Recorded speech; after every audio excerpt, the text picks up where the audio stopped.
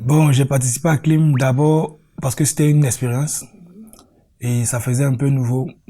Fallait apprendre différentes manières de travailler, voir un peu comment les autres y travaillaient ailleurs et trouver, je dirais, un terrain d'entente entre ces deux différentes cultures et tout. On a fait un cours avec un professeur qui s'appelle Raël sur des logiciels InDesign pour voir comment nous pouvons faire un portfolio, voilà. Et aussi, on a appris aussi avec Florida la photographie, les bases, la lumière, et on a fait des exercices dans un studio avec Monsieur Abbas qui est à Abidjan, qui a un studio. On a fait aussi des photos au dehors dans les rues et comment faire pour approcher les gens, pour pouvoir avoir des images, voilà. On a aussi appris le graphisme avec Serena et David, comment faire la mise en page d'un magazine et comment partir d'une conception manuelle et informatique.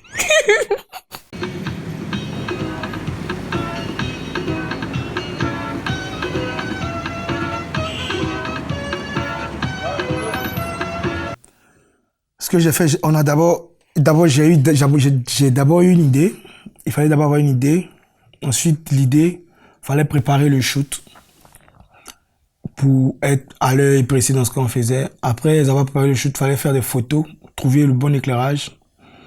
Fallait venir faire le tri des photos parce que c'est pas facile.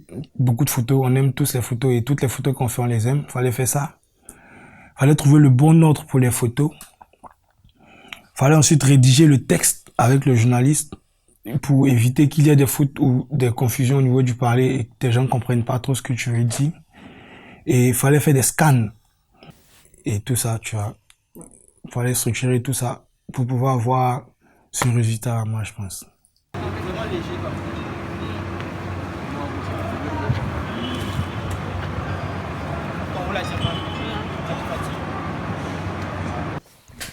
La page que j'aime le plus. Ah, il y a beaucoup, hein. Gédéon a travaillé sur les fous. Et Gédéon, c'est quelqu'un qui est waouh. Pourquoi? Parce que chez nous, à Abidjan, les fous sont vraiment agressifs. Et pour approcher un fou, il faut vraiment être fou dans la tête. Oui. Et là, il fallait collectionner des objets. Et ces objets qu'on voit ici, c'est des objets que les fous ont toujours ça sur eux, qu'ils ramassent un peu partout dans les poubelles, tout ce qu'ils trouvent.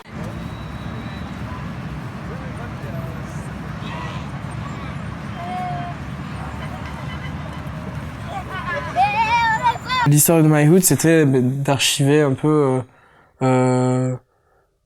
des images de plusieurs quartiers qui se trouvent dans plusieurs communes. Et je trouve que la mise en page communique de façon plus ou moins directe avec les photos, parce que elle est en relation avec l'identité de ces quartiers-là. On devait d'abord examiner le quartier pour voir quel genre de... Quand on parle du quartier, quel mot qui nous revient ou bien quel objet qu'on voit tout de suite. Voilà. À partir de ça qu'on a fait les mises en page. On s'est servi du mode d'expression ou de la manière dont les gens ils vivaient. Le plateau, par exemple, c'est un quartier où la majorité des affaires économiques se passent là. Enfin, je dirais que c'est un peu le CBD d'Abidjan, quoi, avec tous les grands buildings et tout ce qui est, tous les monuments afro-moderniste. Ce layout-là reprend l'esthétique de ce quartier du plateau. Enfin, je sais pas, comme on voit, il y a des chauves-souris à partir de 18h au plateau, dès il commence à faire nuit. Et enfin voilà quoi, c'est quelque chose de très représentatif. Adjamé, c'est un quartier qui bouge beaucoup. C'est un marché où tout le monde passe, tout le monde est pressé et tout. Et Adjamé, quand tu fais un truc à quelqu'un, soit si tu fais pas exprès que tu tapes la personne se retourne, tu fais... On appelle ça un tchou, genre. Donc, c'est un peu considéré comme un injure, en fait, voilà. Et donc, j'ai représenté dans le magazine un dessin, une tête qui est un peu simplifiée en forme de poisson et qui est un peu comme une caricature. Et la bouche qui est comme ça, voilà.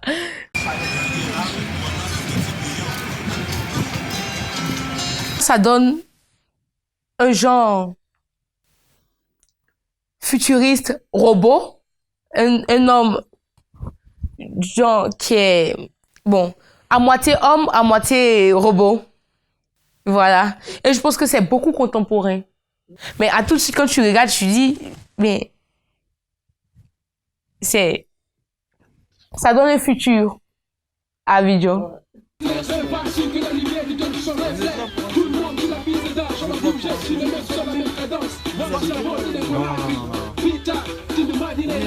Moi, petit, j'aimais bien tout ce qui était électronique, des choses comme ça. Moi, je pouvais prendre l'argent là, acheter une voiture télécommandée, téléguidée et je vais juste la rouler 1-2 jours. Après, je vais la démonter pour voir comment c'est conçu. Qu'est-ce qui fait que ça roule? Qu'est-ce qui fait que ça fonctionne? Pourquoi ça fonctionne? À partir de quoi ça fonctionne? Donc, je me posais tellement de questions que il y a des questions que je posais et que les gens ne pouvaient pas répondre.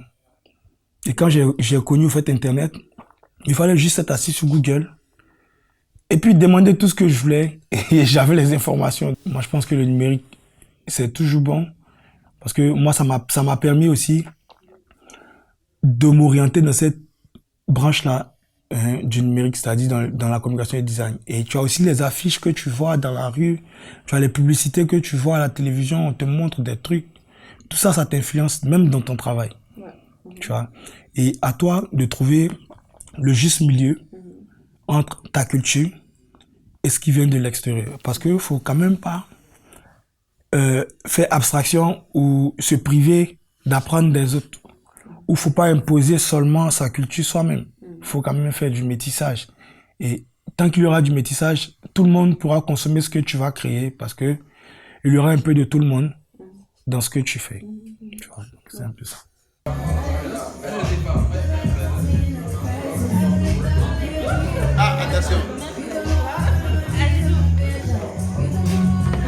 Moi, ma mère, là, quand elle a vu ça, elle a réellement pensé au fait que c'était juste une photo où j'étais allé dans un coin sombre.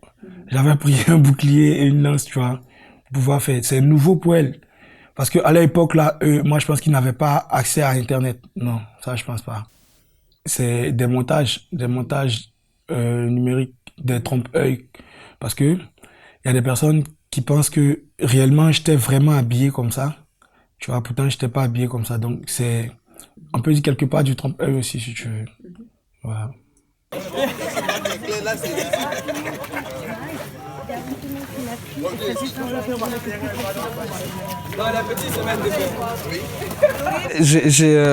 En ce moment, je m'intéresse vachement à tout ce qui est appropriation culturelle et la limite du moment où c'est de l'appropriation culturelle, ou c'est une collaboration, ou c'est autre chose. C'était une collaboration. C'était pas un truc du genre... Bon, c'est le prof, il dit ce qu'il veut, en fait.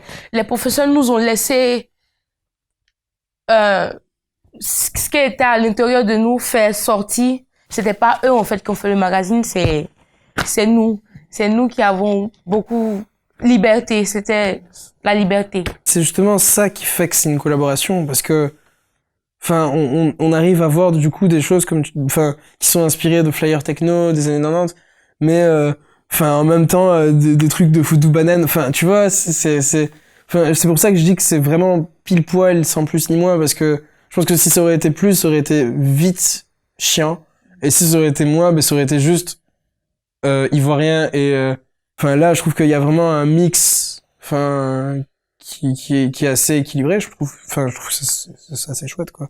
Et moi ce qui me faisait le plus marrer, c'était voilà, genre utiliser toutes ces trucs qu'on trouve partout sur les murs à Abidjan et les mettre dans un magazine. Je trouve que c'est vraiment c'est bien pensé quoi.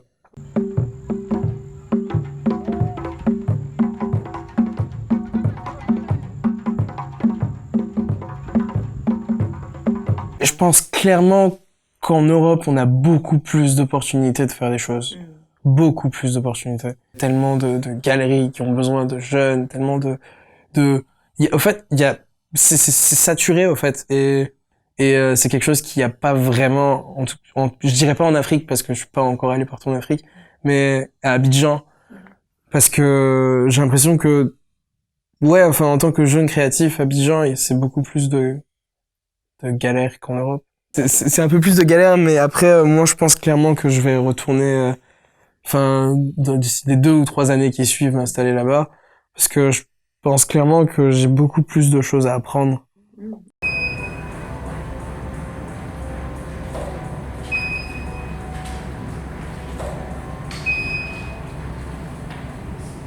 Ce que je reproche à mes profs, que ce soit en histoire de l'art, en sémiologie ou quoi que ce soit, c'est qu'il n'y a pas assez de références auxquelles je peux m'identifier directement. Enfin, je sais pas, moi, je fais des cours d'histoire de l'art, on me parle de surréalisme, de modernisme, de dada et de je sais pas quoi, mais j'aimerais aussi qu'on me parle de mouvements artistiques auxquels je peux m'identifier directement.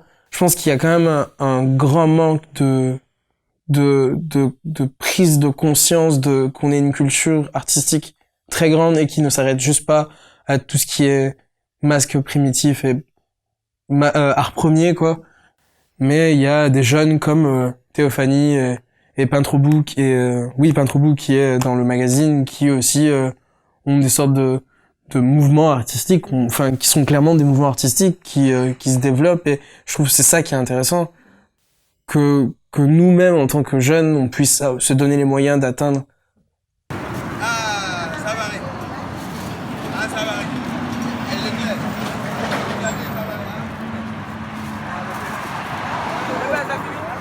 Ah mais oui, ça représente parfaitement l'ambiance d'Abidjan, tu vois.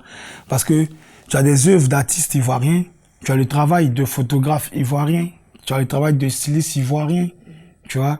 Tu as le parler, le langage des Ivoiriens, tu as le mode de vie des Ivoiriens, tu as les différentes difficultés auxquelles les Ivoiriens sont confrontés. C'est typique Abidjan. Tu as la nourriture consommée par les Ivoiriens là-dedans, et à comment même faire le foutou. Et le foutou, moi, je pense que c'est beaucoup mangé en Côte d'Ivoire, tu vois. Ça, c'est pratiquement ivoirien, moi, je dirais. Ça, c'est là, ça. On s'amuse en travaillant, quoi. C'est ça.